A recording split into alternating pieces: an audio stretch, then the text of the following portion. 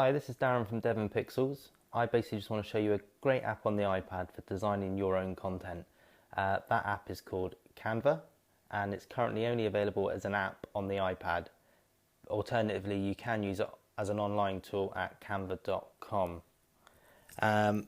So basically, once you've tapped Canva, you get either the sign up process, or you can log in by pressing the link there at the bottom. So log in with your email address and password, or sign up. Okay, so once you're logged in, you would see an array of different templates up the top that you can slide back and forth to choose the template that you want. For the sake of this tutorial, I'm going to use a Twitter post.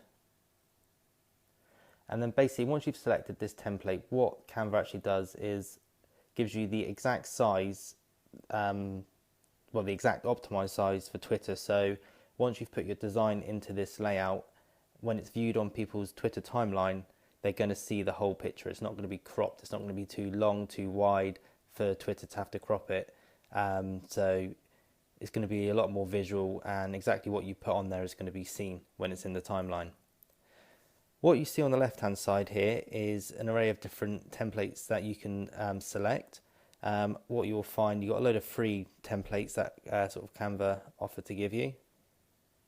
And there's also a lot of what is called premium content, which you do have to pay for some of the photos in behind.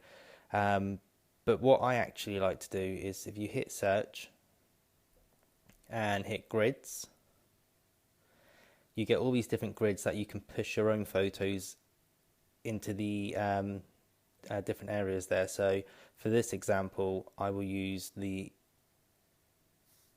one big image with one smaller image, and where this sort of cartoon landscape images, you can push your own photos, and to do that you select uploads, photos.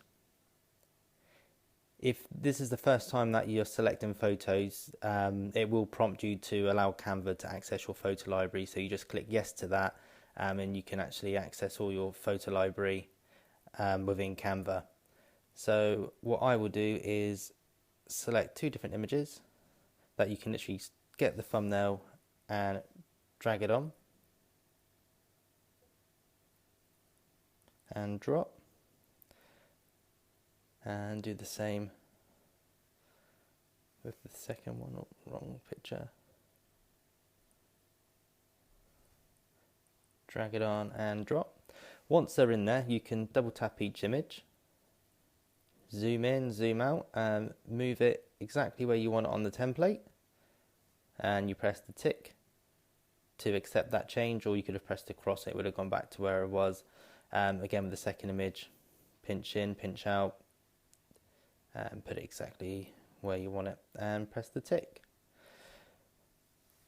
Once you've got your images in, you would normally want some form of text or call to action. So what you can actually do is hit the text icon, and you've got the choice of your free bog standard text there to make a title, a subtitle, or body text. If you do select those options, you can change the font, and there's a lot of font selection on here. But below what you have is a lot of design text. So for instance, I could select this one, move it so it's more centered. You can change the color, so I'm going to make that white. If your color's not in this panel here, you can press this plus button and select whatever color you want there, and again just tap, so that's made it pink, but I will move it back to white. Double tap inside there, and you can start actually changing the text. So I will put, for that one, designer. I'm going to select all. I'm going to make it white. I'm going to change my font to the font that I love to use, which is Railway. And then if you want, you can choose what size font. So if I make this 42, and then I can select the font above. How to be your own. Select all, make that white, change the text again to railway, and you can make this bigger. You can see when you've made it too big, so it will drop down, so how to be, and then your own drops down. So I'll make that a little bit smaller so it's all on one line. How to be your own designer. There's one more bit of small text just underneath there, and I'll put with Canva. Select all, make it white, and again I'll go with railway for that. I'll make it a little bit bigger, make that 13. So there we go, I've got how to be your own designer with Canva. Just as a little run through with the pictures that Canva give you, if you hit search, I'll hide grids there, with photos, there are a lot of free photos that you can use on Canva, but then like I've said before, there's a lot of premium content you can use with Canva, and you start knowing what that premium content is when you start seeing this icon. Basically, for each image you use that has this icon on, you pay $1 per image to use within your design. Otherwise, you get like the Canva watermark on the images. But you can do a search for things that you want to find. So if I type Canva, because Canva are also, like, you know, they want people to promote them, you can get 3 different logos that you can use free of charge. So just tap an image, pops it into the design that you're working on, and you can scale this down. What I like about Canva, it doesn't distort the images, it sort of keeps the correct aspect ratio. So if I tap off of that, so I've got how to be your own designer with Canva, with a little Canva logo there, and literally you can just select download as image.